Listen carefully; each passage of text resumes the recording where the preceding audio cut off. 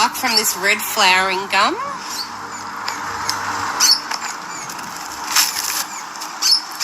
Try that as tinder. And also some bark from this stringy bark gum.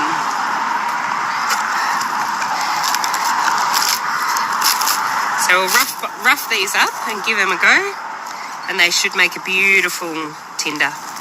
We'll also take some from this Australian tea tree, and we'll see which one makes the best tinder. This is like paper, this stuff, so it's going to be a great fire lighter. I'm also going to collect some of this lamandra and this sedge. It's super dry and it's going to be a great fire starter or a fire continuer. Very lucky at the moment, everything is super dry. Underneath of these, look at that. Oh. Beautiful. So I have my red flower, my stringy bark, it's a bit windy today, my tea tree, some lamandra and some sedge. When it comes to my kindling, I'm going to have, so you really want to collect different sizes ready to go. So matchstick style to start with, then pencil thickness, and then moving up thickness from there so that your kindling is ready to go. So I've got my red flowering gum first. I'm just going to use my scraper or my Ferro rod starter to really create some fine dust on the edge of this. Oh, it's just so beautiful and soft.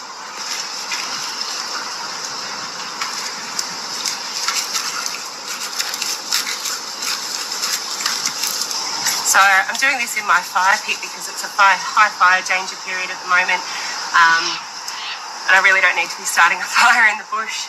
But for the purpose of showing you, I'll be doing it in here today. So I've just roughed up the red flowering gum, kept a couple of chunky bits ready to put on. Oh God, I've got some splinters from that one. Ready to put on once it's caught. So I've got my dry grass and my matchstick size kindling ready to go. I'm going to scrape off some of the ferro rod just shavings very gently into it to start with, just to give it an extra helping hand. And then once I'm ready to light, I'm actually going to do a technique where you pull the ferro rod away rather than pushing into it, because then that just sends it flying. So I'll first scrape off some shavings.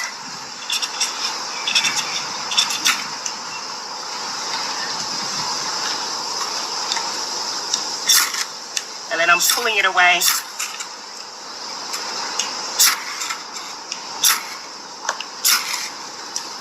And she's ready to go. There we go. Right, so feed it with the grass first. Alright, let's ditch that. So now I'm going to use the stringy bark. Stringy bark's always a favourite. Get some grass again, ready to go. Just glue that off.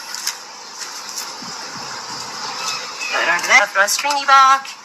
If it's wet, it's recommended that you grab some of this, chuck it in your jacket pocket, or just keep it somewhere dry, out of the wind, out of the weather, so you can actually get it started.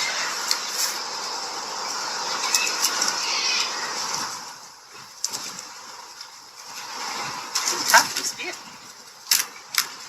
That to the side.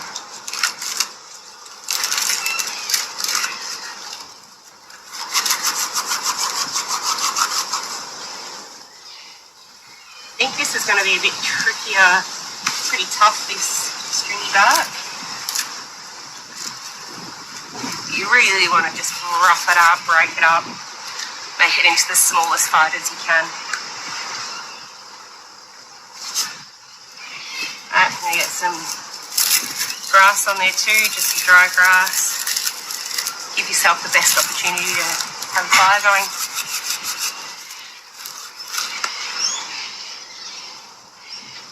Dry sedge.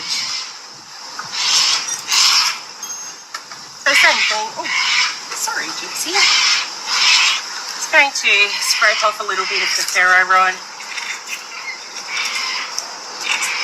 Just get some of that metal in there, just to give myself the best opportunity, really.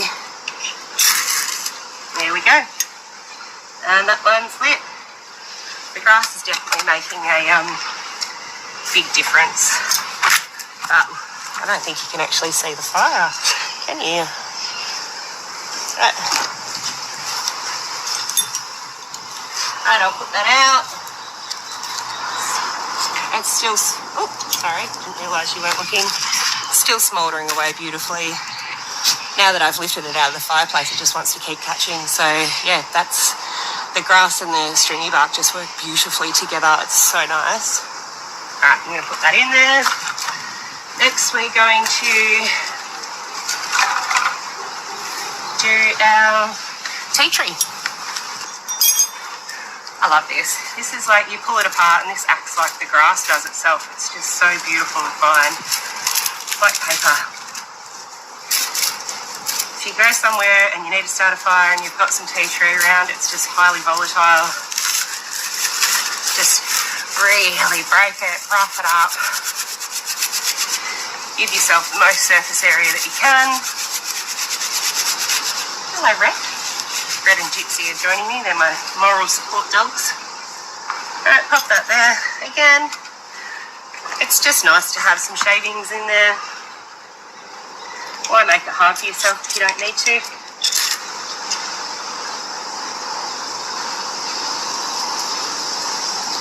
So,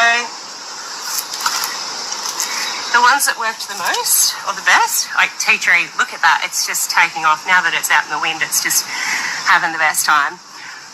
I'm going to put that down, but yeah, definitely the ones that worked best were stringy bark with some dry grass, dry grass. Yeah, the tea tree is beautiful. The red flowering gum, not so much, but it did go, so I'm happy with that. Ferro rod, this has been with me for about 5 years now, and I absolutely love it. It's got plenty of use left in it. It's just old trusty. I can't even remember where I brought it from now. I think it was like a Bush Supplies Australia online.